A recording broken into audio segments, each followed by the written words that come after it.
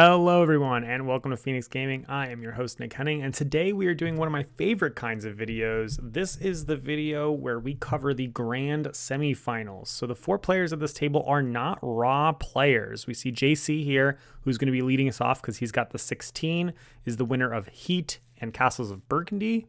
Is that right? Heat and something else. I think it's Heat and Castles of Burgundy.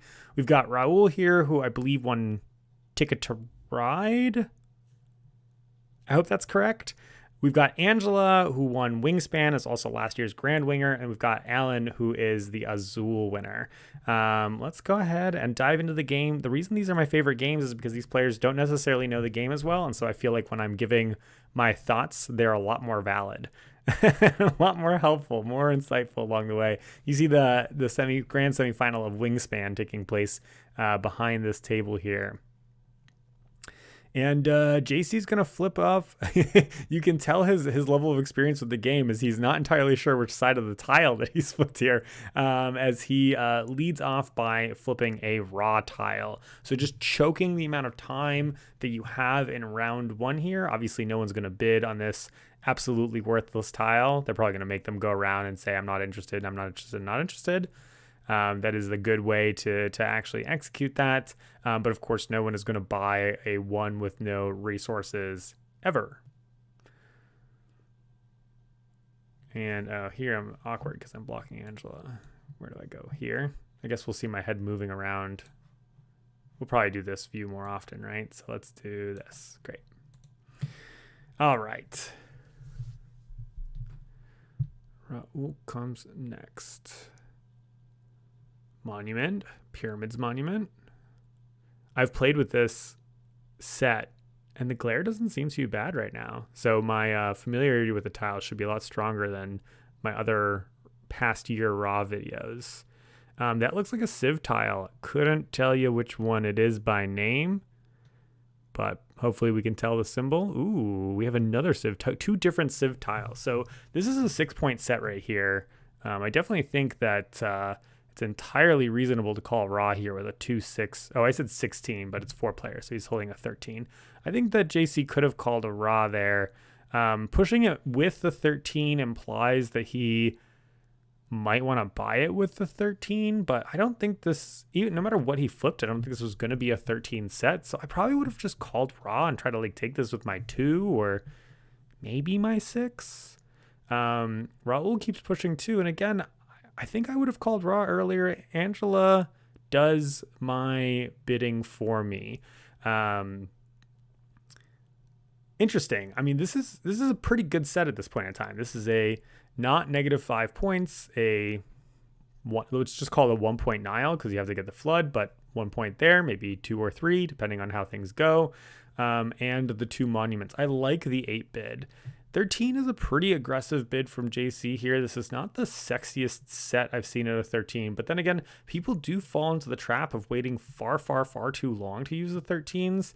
So grabbing essentially this, let's call it an 8-point set, it's a very, very good set. I think when he pulled the tile out of the bag, he was saying to himself, I'm planning on buying this whole thing.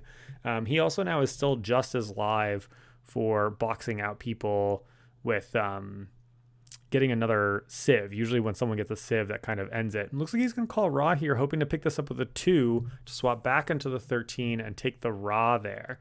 It's a kind of weaker set, but given that he has the 2, I don't hate this play. I wouldn't be surprised to see the players pass it to him. There's enough time left in the round. We've only drawn 1 raw tile that I think they can choose to be a little bit greedier.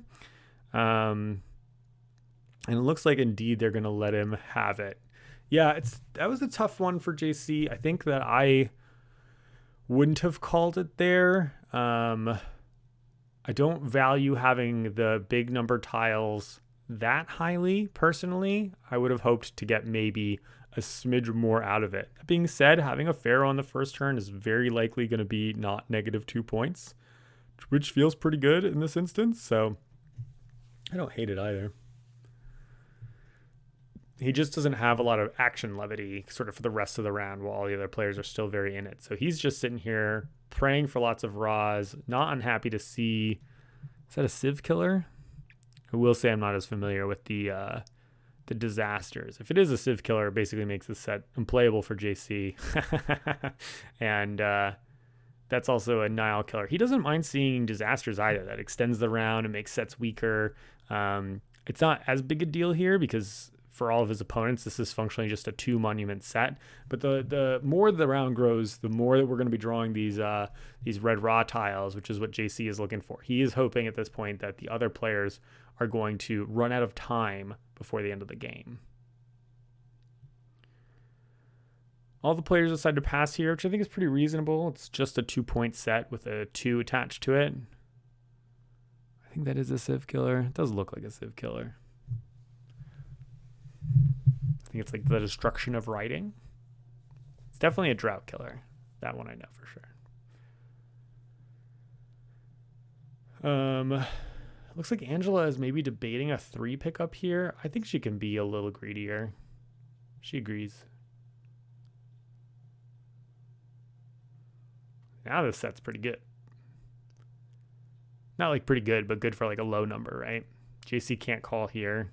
It's awful if he takes it. Happy to see that though for him. Now I do think that this set is worth taking. The real interesting question is whether Raul is going to bid a 5 for it, and he agrees.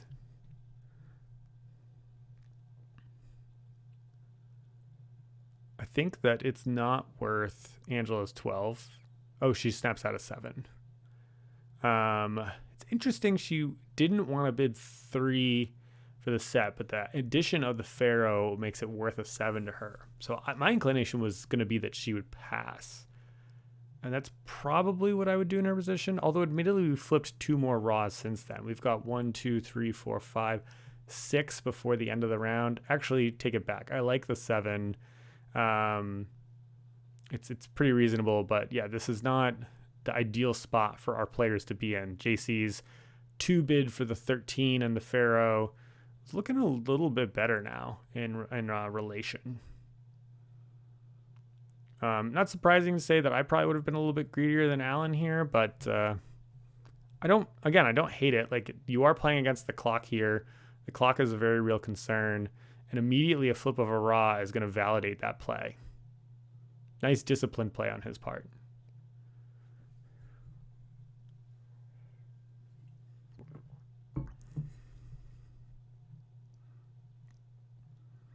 Ooh, that is very good news for JC. Pretty good news for Alan, too, in comparison. And Angela says, I'm in trouble. I'm just going to put this 3 out here for an 8. Yeah, the flip of all those raws has really kind of changed the texture of this turn. That's exactly why you ignore the advice I was giving a moment ago about not being greedy. Like, you can get into this position where you are going to run out of time and get nothing. Of course, on the other hand, if you push it a little bit more, you can get some really nasty sets along the way at the end and get really, really far ahead. So, I mean, that's part of why Raw is so swingy. As players right now, I'm looking to get almost anything. Like, I think that Raul should probably call here with the 5 because I think he knows he's going to get boxed out by the other players just based on what the bids have looked like. Should be... it's tough with the 7 here because I don't think we're going to see an 11 bid. And Raul doesn't love playing the 9. I mean, Angela basically is going to guarantee she gets this set, but it's a pretty rough starting round for her. Like, it's kind of a acknowledging that she's going to be in a losing position, but she doesn't want to be in like a losing position, you know? That Pharaoh is probably worth not negative 2 points. The 12 here does make her top dog, so she can kind of push tiles out into play. It's a little bit awkward for her tempo right now that this is the timing. Like, she wants to be in a situation where it's a good set, gets to her, she pushes more stuff out because she gets to just choose whatever is left at the end. Looks like Alan's debating here. A call would double up his trapezoid. It's not the most exciting. I like pulling another tile here. He wants something a little bit more than a speculative 2.5 point tile. JC here with a double up in a match. I could see him calling raw, baiting out Alan's 4. I don't know that he wants to buy it with a 6. Raul buying it with a 9 is going to block all the other players out, basically, and is sort of an act of desperation. Don't hate the bid for him. He is running low on time. 3, 4, 5, 6 bids remaining. Yeah, and he has this like weird cannibalizing himself thing with the 9 and the 10 there. And the 9-10 set is my least favorite set to play. Here we have a flood, which is not too exciting, a little bit better for JC than other players. And a raw is going to fire off here, meaning that the time is really ticking on this turn. It's going to be a low scoring round, and JC is going to take advantage of this for sure. I think it's reasonably worth a 4 for Alan. He upgrades to a 9 for next turn.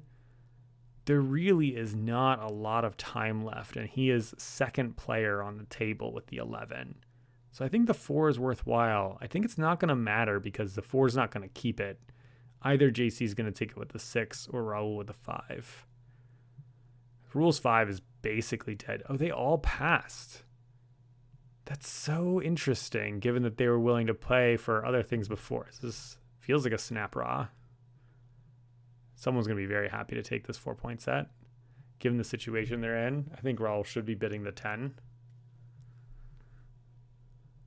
It's the best he's going to get. He doesn't want to lose his highest tile yet, but I think he needs to realize the fact that he is third at the table, so it's not going to be very long. Angela recognized that she's top. She's like, 4 points is what I'm going to get. This has been a bad round. Let me get the heck out of it. Her first round here is going to be scoring a total of 4 points -5 for a net -1. Pretty rough. And that's assuming nothing happens with the Pharaohs. Actually, if the Pharaohs stay as is, she'll score +5. So 4 total. A Civ off the top is a really, really big deal. That Civ looks like it's a duplicate for JC, so he's out of the play here. I think that Alan calls raw. I guess he's gonna bid the 11 on it. No. He just wants to push the other players out of the hand. Yeah, I mean, I like that push there. I think he's lucky that JC placed the 6 in. If Raul was feeling cheeky and pushed him out, and Raul got to bid the 5 on this set, that would have been good for Raul. If they left JC with a 6, that would have been pretty bad for him. So it was a little risky, both on JC's part. I mean, he's not wrong, but I definitely play with some players who would punish someone for that. And then we're going to see here the 4 come out. I think this is another duplicate for JC. So I think this is strictly a hate play if he bids the 6 here, which I think is probably not worth it. So Alan is going to get away with some highway robbery, upgrading his 4 to a 10. A significantly worse deal than Raul got on the trade. And suddenly we're back into the world where there's a little bit of time here. I mean, not a lot of time. We're going to flip a raw and all of a sudden it's going to be like heater down, but everyone's been bidding. And I like JC stopping and thinking here. He says, I'm second place. 3 points is not bad. Angela took 4 with a 12. I mean, obviously we just saw people taking 5-pointers or not negative 5-pointers with any tile that they had available to them. And JC says, you know what? I'm second. Let's make it a little bit better.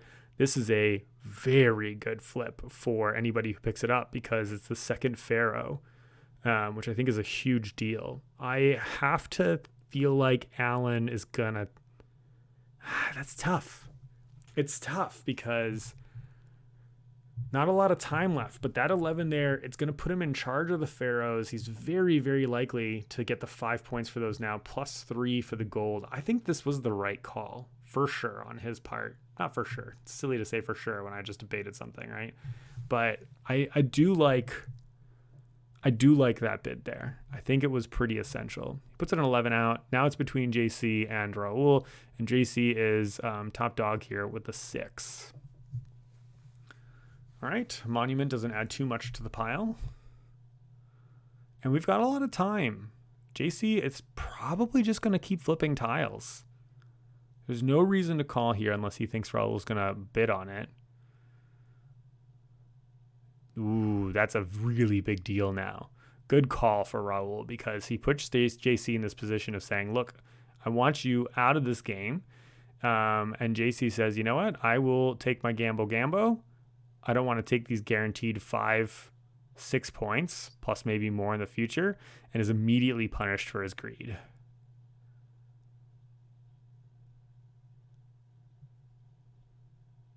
I think they're explaining when the round is going to end. So now JC is just constantly playing this game of like, how long do I go for?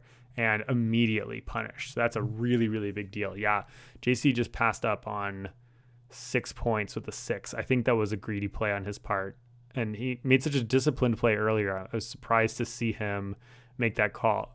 I mean, that being said, like he was looking to draw 2 raw tiles. If he doesn't draw those raw tiles, he has the opportunity to really go runner, and be pretty far ahead. So I'm saying that, but I've got the hindsight 2020 thing.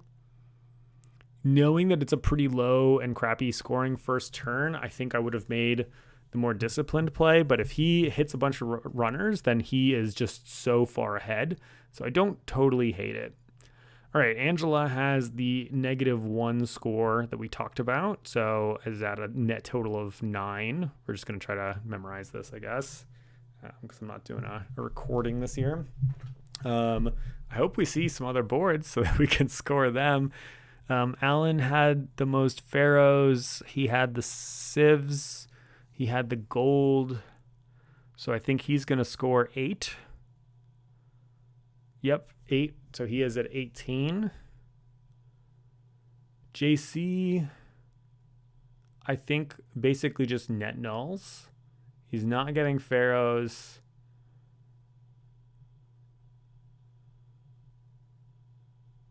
I don't think he has any water. No gold, no gods. Yeah, so I think he just net nulls at 10. And Raul is going to be... confirmed 10 here. Raul is going to be loser at -2 for pharaohs. He did manage to pick up a sieve, so no negatives there. So I think that puts him at -2 total, putting him down to 8. And then JC, Allen. Oh no, he also has the pharaohs. So all those players with single pharaohs are actually -2 now. Oh, I didn't realize that for JC. That actually made that an 8-point swing for him. So suddenly I'm back to thinking that maybe it was a bit too greedy because all those players are getting -2. So actually Angela's down to -3 points, -2 for Raul, -2 for JC, and what we say, +8 for Alan. So big leader right there. Just off of this like 2-1-1-1 pharaoh situation. He's absolutely in the driver's seat. Pretty similar monuments across the board.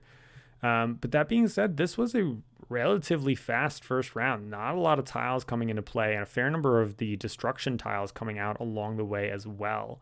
So we're going to see a longer round 2, longer round 3, statistically.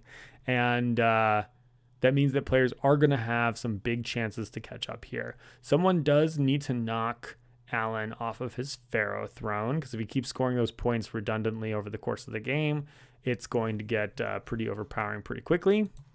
We're doing a lot of checking here. It's too much checking for me. We're going to start accelerating into the future. Oh man, they're still paying out scores. Let's. I appreciate that they're being very, very cautious, but that was at least 5 minutes. I'm glad we decided to do this. All right, and then looking in this next round, Raul at least has the advantage of having like dominant tiles up there. JC's got the 13, actually almost exactly the same set that he basically started the first round with. Alan's tiles, not so great. Angela's tiles, really pretty poor.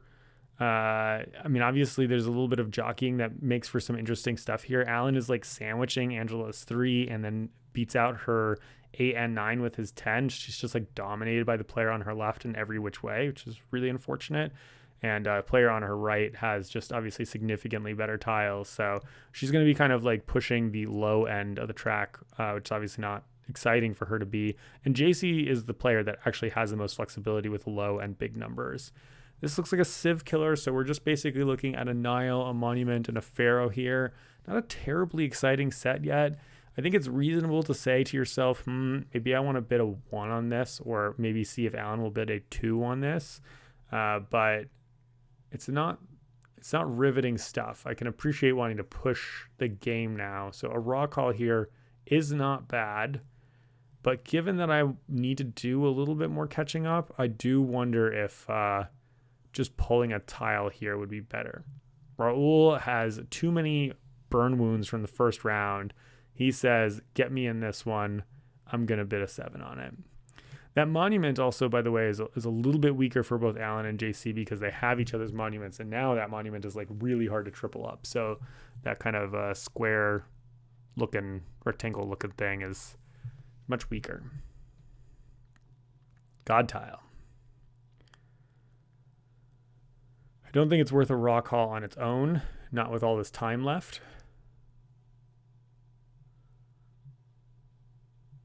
But Angela's going to consider it. Which is fair. I mean, the God tile with all this time left is probably worth 5 points, but Angela is behind. She needs more than 5 points. I could see Alan bidding here with the 2 because he's ahead. So sort of the like converting the God tile into 5 points for maybe a surprise Pharaoh later if needed, or a Civ tile is very reasonable. And then I expect to see passes, except for Angela says, no, I do really want it. I think that's a mistake on her part. I think she should have just let Alan take it because it's not the most exciting pot. He is ahead, and if he's just taking 5-point pots, like he's not going to take things that are much worse than that. So it keeps him on a bounded track of where his score is going to be, which is what you want when you're behind. You're not hoping that they get unlucky and you get lucky. You need to get lucky because you're losing, and Angela's actually in last place here, and you want that person to be a little bit more tapered out. So I think letting him just kind of take it and leave yourself with the mediocre pot is not the winning path here for Angela, unfortunately. You'll see a Nile and a bunch of passes when we draw a raw. Pharaoh makes his pot a little bit more interesting. Not good enough, though, for Angela to call raw, which is appropriate. This flip could be very important. Flipping Civ here makes this a monster important pot, and Alan wastes absolutely no time in slamming down the raw tile for it. The really only question is whether he's going to bid 10 for this. 10's a lot, but it's not negative 5 points. It puts him back into the raw lead, kind of helps him hold on to that dominating position, but then it leaves him with just the 2 and the 4 for the rest of the round. If he gets away with buying this for a 2 or 4, it's pretty nasty. JC says, I'll take it, but I don't really care that much about it, which I think is appropriate. It doesn't really change his board state super much. He needs a little bit more, I think, than just a Civ value here.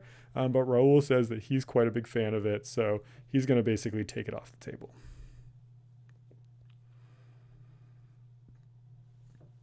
Again, this is, I feel like that's a little bit of a I've been burned in the first round. That's not going to be a way that he's kind of catching up at this stage. Although in Rule's position, actually, I take it back because I missed that he had already the second Pharaoh. So the third Pharaoh does at least allow him a little bit more dominance there, whereas he doesn't love the idea of Alan taking this.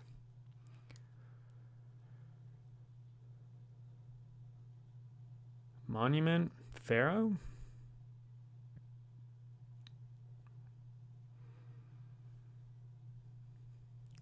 Same monument? I think we haven't seen any of those yet, so the pair is kind of interesting. With an 11 in play, this is worth a 2 for Alan. It's actually pretty great because it's not really good for anyone else. JC is the other one with a low value tile here, and it just doesn't do a lot for him. A point, a Pharaoh that doesn't even really get him anywhere. I guess it gets him out of the bottom, and turning the 1 into an 11. Looks like we had some passes and then an 8 from Angela. That's a really curious bid. I think it's correct for Alan to pass here.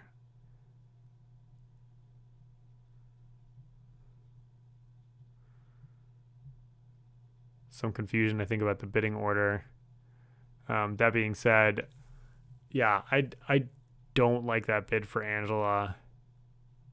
I feel like she evaluated each of the pieces. She didn't like the negative. She wanted the two things, but this is just keeping her in a losing position.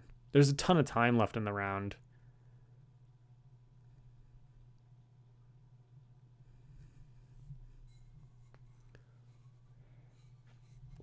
A lot can happen in Raw, but with 5 lots claimed, I think it's pretty safe to say that Angela's going to lose this game, short of something like absolutely nutters happening.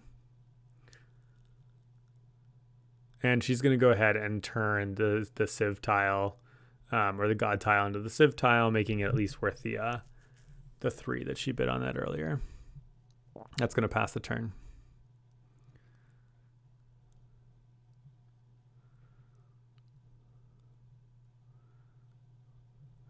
Civilization disaster here is a bummer for Raul and Angela, who basically are more or less priced out of this pot.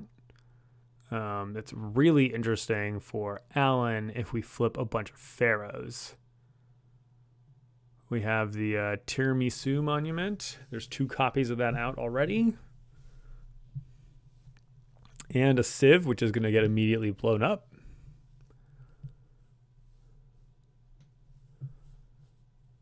And another Nile tile.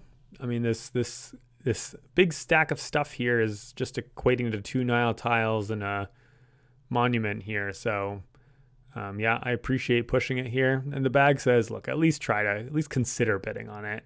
I think it's a pass for JC. I don't think it's enough for him. Absolutely a pass for Raul and Angela. It's like strictly negative points. And then we're basically left with, does Alan want to use the 2? Speculate on the trapezoid monument, but I think probably the answer is no. I think it needs to get a little bit better. The fact that they know that half the players at the table are boxed out here makes it better to push. At this stage, though, it's just a wipe for everyone as we see a bunch of civs get destroyed. And now we have a live civ from -2 to +1. Angela can't really call raw here because she doesn't want it, but this is a pretty spicy set now with a Civ, a Pharaoh, and 2 Nile tiles with a little monument on top, tiramisu on top. So it's not super sexy, right? But it does do, let's see, 5, 6, 7, it's roughly an 8-point set plus an extra Pharaoh tile, whatever that does for you, which is actually pretty tense at this point in the game. So absolutely worth a bid. The question for Alan is this worth a 10 bid? I think the answer is yes. He's in the lead. The fact that he didn't, he drew the thing. Yeah, there we go. It wasn't as good for Angela and Raul because that +1 Civ didn't do anything. They had 1, so going up to 2 Civs does nothing for them. So I like JC bidding the 6. I don't think it was worth the 13 for him, but that worked out very, very nicely for Alan. I think a good question Angela could have asked herself on the previous turn is, well, I'm losing. If I call raw here and they let me take it, I'm like out of the game. But if she had called raw there, would one of the guys have bid their low token on it? I think they probably would. Like, I think Alan can't reasonably give that to JC at 1. So he has to bid his 2 or 4. And then, would JC have bid the 6? So I see why Angela pulled a tile. She didn't want to be stuck with it. But I actually think that forcing her opponent's hand would have been entirely reasonable in that previous play state. All right. So it looks like Ross says, why don't you guys consider this Civ and this 10? JC could take this with a 1. Yeah. Seems good. It's more than you want most ones to do. He could have been greedy. There's a lot of time left in the round, but the 1 is boxed out by the player in front of him who's got 2 low numbers that are boxed out by the other players. So it's really like that 1 is literally just waiting to the end of the round. So I think just upgrading it now is the right call. He also makes the next pot like a little bit less juicy, which is a win and a lose. He's considering this, but I don't think these monuments are good enough for him. Let's get more in there then. It's a pretty diverse monument set. Raul kind of likes the idea that I don't like it enough for a 12 here, down to a 1. But that being said, Alan very reasonably says, sure, I'll take 3 points. This also like gets him to 5 monuments. I don't think the 12 is worth it here. I know that I can't quite see Raul's set, and I think this does pretty much put him at 7 or something like that, but he's not in a good enough position in this game that using the 12 there with all that time left. Oh, thank you guys. Oh, I see. It's 5 points there. Yeah, man. If he wanted the set, he should have pulled more tiles. Because it wasn't that exciting for JC. So he either should have pulled more tiles or not bid the 12 on it. But calling raw and bidding the 12 on it is a mistake. Looks like Alan picked up 1 or 2 pharaohs there. With the 2, makes sense. It wasn't really contested by any opponent. If it's 2 pharaohs, that really sucks for Raul. It's part of the reason you don't want to go out of the round early. We're going to see a bunch of passes going around for this. Lots of time left, so no one's interested in this cruddy too. I really like that Alan is super duper clear for me in terms of like when he's passing and when he's playing. Really, really helps the commentary. I need to keep this in mind for future because I tend to be more verbal rather than animated, I think, with these kinds of things. So I should do that in the future. See, so here we've got another diverse monument set, which is becoming just even more diverse. Ooh.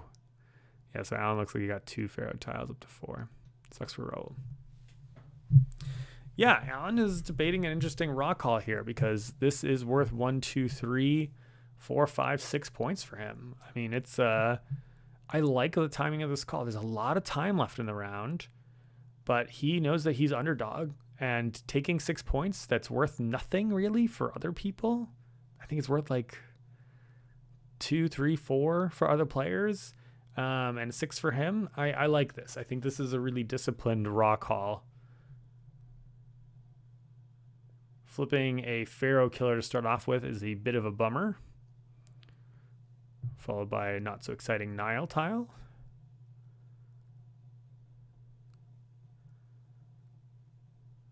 More pharaohs to offset the disaster.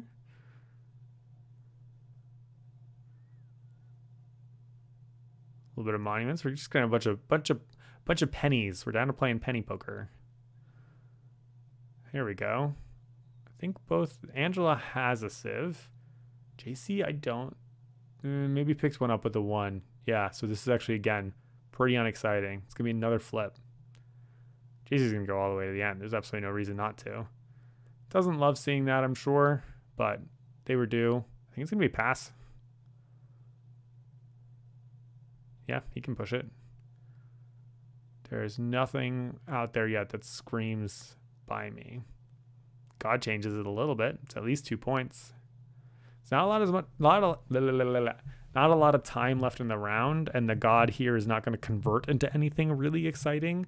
So this set right here is basically blow up your pharaohs, 2 Niles, a civ that both players don't need, a Sphinx, and 2 points for the God tile. I think JC is correct in drawing another tile here. Game says, I'm going to force your hand a little bit. They still have time, but now it's getting really tense. Now we're getting into the luck territory. I think I'd still push it just a smidge more if I was JC.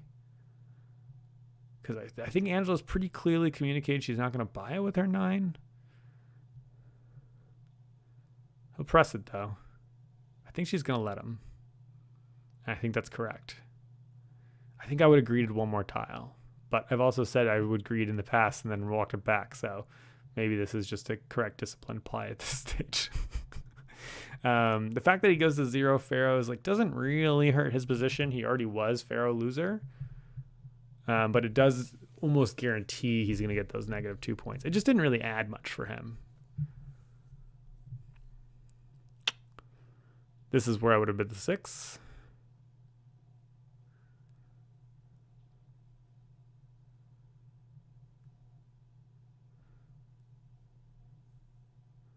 Oh, that is heartbreaking. Alan can't control his enthusiasm.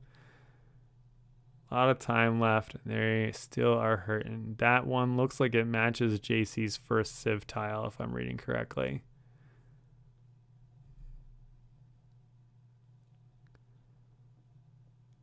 Nile tile. That's interesting for JC. Angela doesn't care though. Okay. I think JC calls raw here. It's 5 points. 5 points worth of water.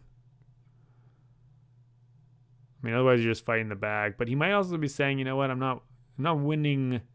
Let's see, what would he look like? He would be looking at getting 5 points for himself, 2 points for the god, so 7 point score this turn, to Alan's 5, 6, 7, 8 point score this turn. So essentially keeping less parity than Alan, but close. He's already about 10 points in the hole compared to Alan, and Alan's got a much more diverse array of monuments than he does. So he knows that he's buried by Alan at this point in time. But if he doesn't get at least 7 points, he will not win the game. Oh, okay, interesting, cool. I like this. He uses the god tile as an upgrade of 2 points instead. Although, you know, he still wants to use the 13 before the end of the round. I think I might have just bought it. Hilarious. Of course, going to pull more tiles. He's got the 13, so he's top. Kills it. The one thing is that he didn't downgrade the 13 to the 6. Cost him 2 points to keep the 13 versus the 6. All right, score for this round. We're going to see Alan getting another 5, 6, 7, 8, like we said. I think we said he was up 8, so I think he's up to 26 points here with quite a diverse spread of monuments. Angela here is going to score nothing. So I think we said she was at -3, so about 7 points right now. She is looking at trying to close a 19-point gap to a bunch of monuments. The only way she wins this game is like absolutely nutso stuff happening.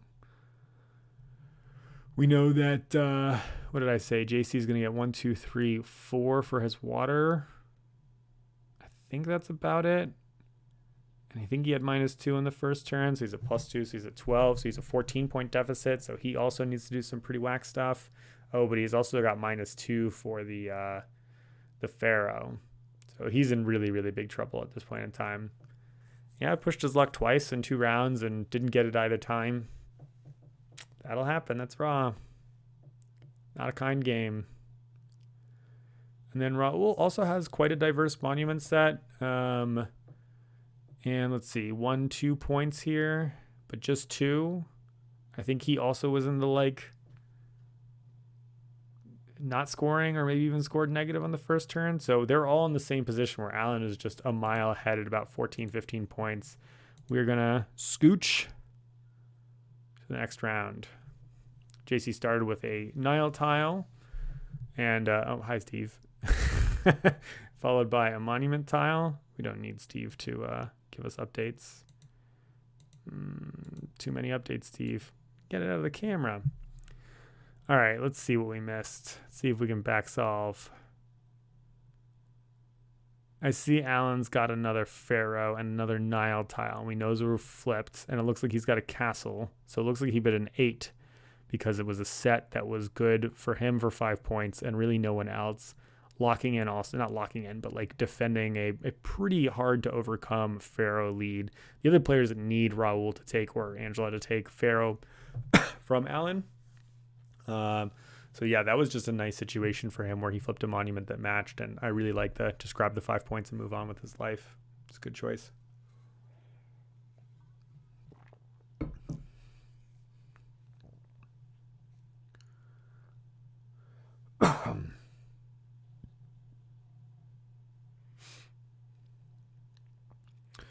Yeah, I mean, the other players just need really good stuff to happen. So I'm expecting to see a lot of pushing luck and a lot of people blowing up because of it. That Nile tile is exciting to people. So I don't hate this raw call here, actually. Oh, yeah, there's a pyramid for Raul, so it's 5 points. He would be happy to take this with one of his low tiles. Angela can't take it. This won't make her win. I don't think it's worth a 12. Okay, I lied about Angela.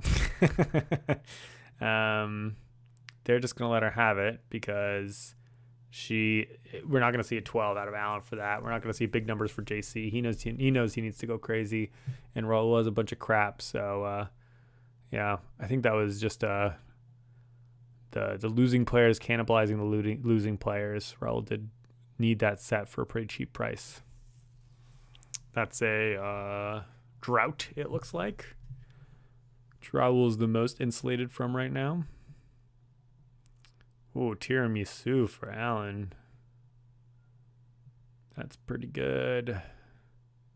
It's pretty bad for other people. It's pretty good for him. I think JC briefly debated whether he could push the situation. Got a pyramid here, or a step pyramid, I guess. And Raul doesn't want it. So I think we're seeing a lot of situations where these players are saying, I don't want it. If he calls raw, it's a good chance that Alan just leaves him with it. But this all of a sudden became a very good set. Angela's going to keep flipping, and now it's a very, very good set with lots of different monuments. It depends on the player, which matches with what, and if they're going to get you the bonus points. But it's also got a gold in it. I mean, for Angela, she just flipped her monument. So this is a 3 plus 5 plus 2, 10 points, but it does blow up the Nile that she just picked up -2. So this is an 8-point set, which is respectable. It's not enough in her position, but yeah, I mean, Alan's really happy to pick this up. GC's not going to let it happen for free, though, because it is also worth 6 for him. So I like a 4 bid here just to push other people into it. Raul says, yeah, matches my stuff. Angela says, I know it's worth 8 points. And then Alan says, I'm not going to take it. I think Alan could have taken this. It was worth 8 points for him. And he's in a winning position. So I think it was a mistake for him to not take it. I guess we'll see if he ends up picking more than 8 points up with his 12. But I think I would have just grabbed the 8 points. I guess you could argue that it's 6 if he ends up getting a Nile tile. So it's not entirely clear. Maybe it was 9 points looking at his monuments. I think I would have gone for it. He's in such a commanding position that grabbing those like good, modest hauls is all he needs to win. Get some water. And a nice flip for Angela. Alan could call raw here. This is worth 5, 6 points for him. Upgrades his 2 into a 9. I think it's nice to force the action here. JC's happy to take it for very little. Raul says it's worth like at least 4 points for me. And Alan says, well, I'm not going to use my 12 on it, so you guys have boxed me out. This is good. He's forcing other players' hands. There's lots of time left in the round. I was surprised to see Raul bid on it, I think, for only 3 points. It's just not quite enough. JC did want it for the Nile tile for his 3 Niles. But a Civ looks good for everybody in play right now. We'll activate the going around the table thing. I think the 1 and 2 are the only ones that people are going to seriously consider. There's a lot of time left, but there's probably a handful of Civ tiles still in there. JC's thinking about it, but it's just not good enough for him. The problem is that he needs everything to be amazing, and it just isn't going to happen. Raw is not that kind of game.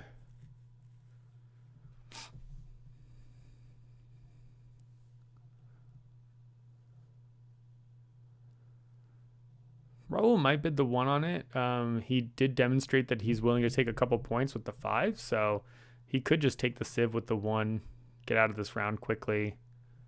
But that's, again, I hope he doesn't, because it's kind of like a losing player's prospect.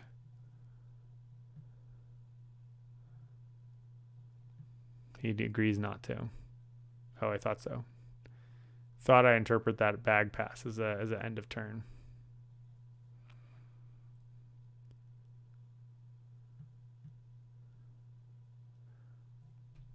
Square correct.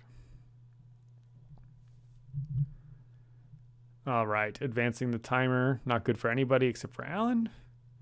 He's happy to see the game advancing towards its natural conclusion.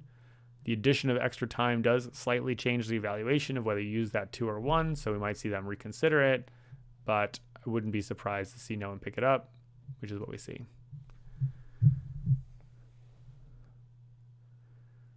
Nile tile adds very little to this. Makes it slightly better for Raul, actually. Maybe enough to change his mind, given the advancing time clock. And a pharaoh. A single pharaoh is mostly not that exciting. It's at this stage that Raul says, I need a little bit more. I think he should have said that on his earlier lot too, but that's okay. Angela's not going to call Ra here because it does very little for her, but this suddenly is a very, very nice little set. Alan says, I've got the 12. I'm going to push it. Let's go.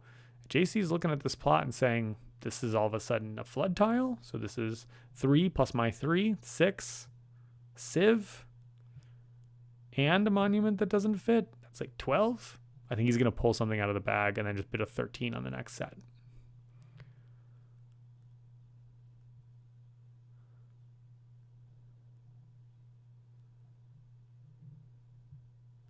Not a disaster, he says.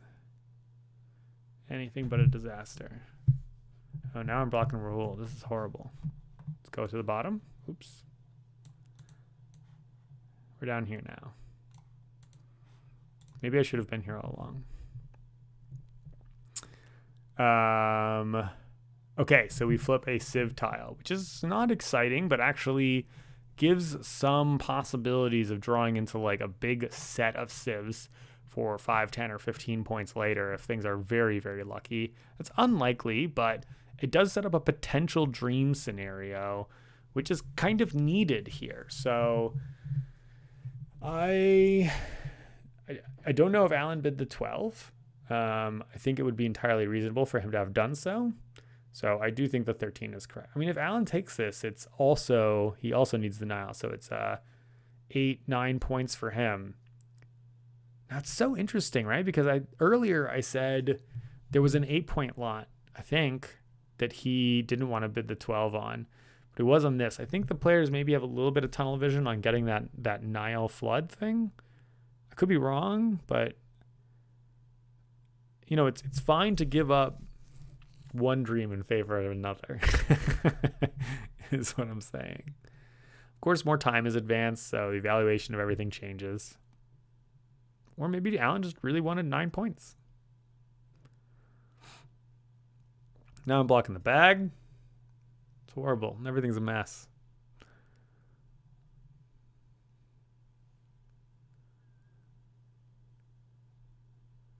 Ooh, a monument killer. This tends to be the least devastating at this stage in the game because sometimes people have duplicates they can get rid of, and like, you have the most tiles to make a decision with. JC is debating this, but this is not a debate. Taking the 13 here is absolutely not worth a -1 monument. He could just be taking his time to assess the board, kind of the situation, what's going on, but I don't think that there was any reasonable world in which you're bidding on this lot here. A raw call here from Raul. He basically says, look, that's a 5-point pyramid for me. I can lose 2 of my monuments, so net total of 3 plus a god tile, which is not a bad pickup for a 1 or a 3. Again, it's also really interesting because we did see earlier he was not interested in taking a Civ and other things. So there's something about the positive points versus the not -5 points that, I mean, maybe I'm just too panicky about losing 5 points, but I do find it very interesting. I do like this press on Raul's part because I don't think that anybody else is really interested in messing with this, and I'm immediately proven wrong with 2 players who decide they do want to get in on this mess. I guess JC's figuring he could turn it into another Civ tile. But again, I think he needs more. He just needs to play as greedy as possible. So paying a couple points for one of his tiles is just, it's not worth it. It won't give him the win, right? And the way that I'm suggesting playing, don't get me wrong, he probably still loses. He probably still loses by even more. But he's only trying to win. So I think being a little greedy here would have been entirely appropriate. I guess it was a 13. I think it was a 13 that was out there, maybe, question mark, which does change the calculus a smidge because you can get the +5 at the end of the round. So that does make a difference. And maybe he just really didn't want Alan to have a god tile so he could buy a Nile, but I don't know. Consideration here on whether this god tile is going to become that civilization. I think that is what it's for. There's very little else that you're really looking for at this point. And he's only got one bid left, so it's not like he can buy another set and then kind of make the call from there. So yeah, I think that's the appropriate action for him to take. Pharaoh. I think all the players really like to see pharaohs now. They want to see sort of a glut of pharaohs to threaten Alan's position. Speaking of, this is not a good enough set for Alan to call Ra. And if he does, the player should just let him have it. Hilarious. I don't think GC can call Ra here. He can't count on Raul to buy. Well, can he count on Raul to buy this? I don't think he can count on Raul to buy this. Definitely can't count on Angela to buy this. If Raul doesn't buy it, I think Alan just sticks him with it.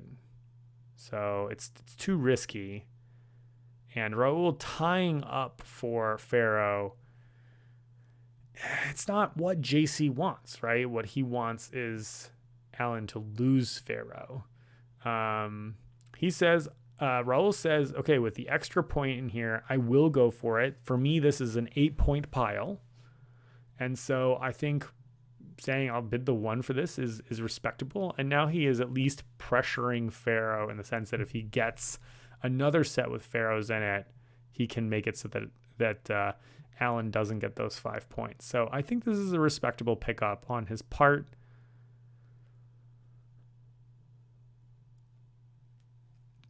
I think, though, again, I'm going to be saying the same thing over and over again. He could have been a little bit more greedy with it. If he was, he would have flipped this. Then maybe I would have bid the 1 on it. But it's not really points for other players, right? I mean, JC's the only one who makes any points off of it, and he's not going to with a 10. But the 2 pharaohs are only exciting for Raul or defense for Alan. It's not, kind of like a point positive sort of action. The Civ looks like it matches JC's other Civs. Pharaoh there is exciting. We see a raw call from Raul because that's a Civ and a possible defending Pharaoh. This could be basically 10 points because we know that Alan is the leader. So it is a 10-point difference there. Constantly blocking faces. Me and Chris George are just jousting for screen placement. A 12. He does not want this to happen. He wants to get in the Pharaoh game. That is an expensive pickup. I think I would have waited. He has a lot of time left in this turn. He's also probably putting himself, I don't know what his other tile is, but he might be putting himself in the position of paying out the -5. And this doesn't guarantee that Raul doesn't end up beating him on pharaohs anyway. It's risky. It's really risky. 6, 13, 16, 18. Yeah, we've got at least a few pharaohs left in there. So 25 in the bag. We've got something like 20-ish played with the guys that have been blown up as well. Raul, pretty quick to call Ra here. I think he's looking at that 12 and the Civ and saying, I'm going to get those +5 points. I'm going to get those Civ points. It is a good set for him. The Sphinx also matches, so that's another +3, I think. This is a very good set for him, and it's not for anybody else. But he doesn't have the pharaohs, right? He bought the pharaohs so that he could get the 5 points for that. I think he wants to get one, and the other two players are interested in allowing him to do that. Yeah, I mean, it's a good get, but I think he wasn't supposed to. See Raul tapping JC saying, sorry, tried my best. Can't do it.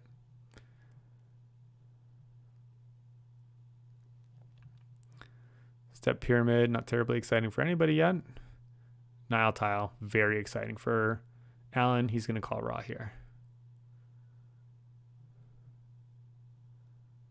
This is a 6-point set for him.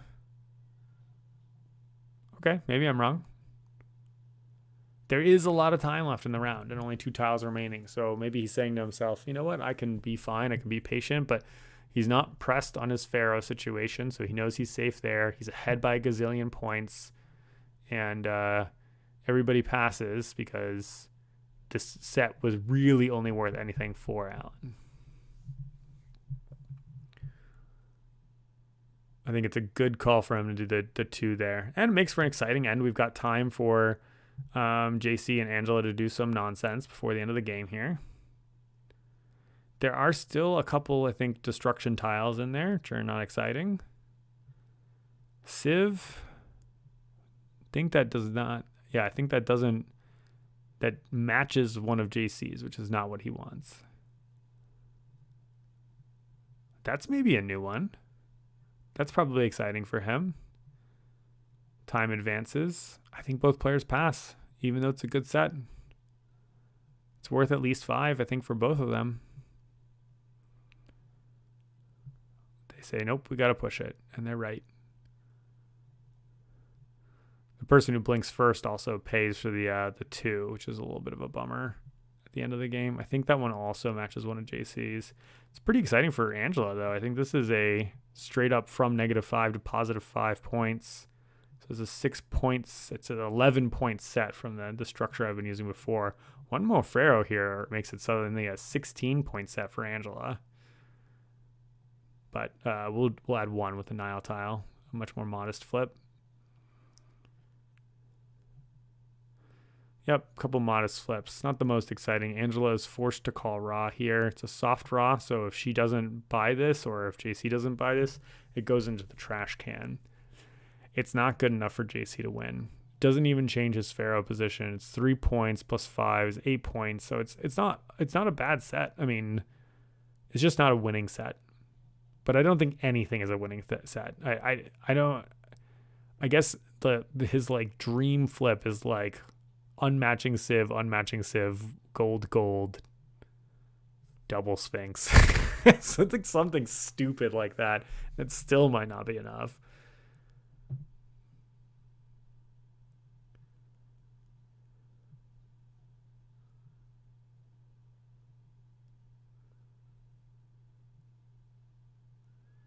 When we get to the end, I'll take a quick pause and grab the final score for everybody, because my kind of rough heuristics of Alan 26, everyone else 10 to 12-ish is this is not the best system to follow here. While he's thinking about this, let's count our round 3 scores without monuments. So Angela will go ahead and grab it. I think it sounds about right. She's not going to get much better than that.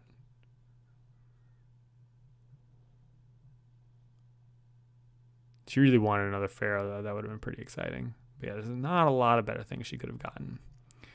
So she's going to score 1, 2, 3, 4, 5, 6, basically. Alan's going to score 11. Raul's going to score 3, 6, 7. So, man, still even outscoring these players. The Pharaoh is just too powerful. Pharaoh Killer doesn't really do anything against JC, but obviously clogs up the board, which he's not excited to see. That is a good Civ. We like that. JC looking at getting 6 points this turn. Monuments-wise, though, we're looking at Alan getting 9, Raul getting 10, 15, and Angela getting 9.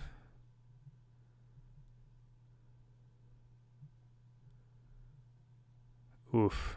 JC just draws into a bunch of Raws and ends the round. Oh, man. Funny. I mean, he's got to pull another one. Doesn't matter. Set's not good enough anyway. Oh, did that hit? Did that hit? No, it didn't hit. Okay. And he says, I know this won't win. I love him. He's a madman. There's only one tile left. Monument killer. That hurts. Yeah, I mean, I respect it. He knows he's toast. Might as well have fun with it.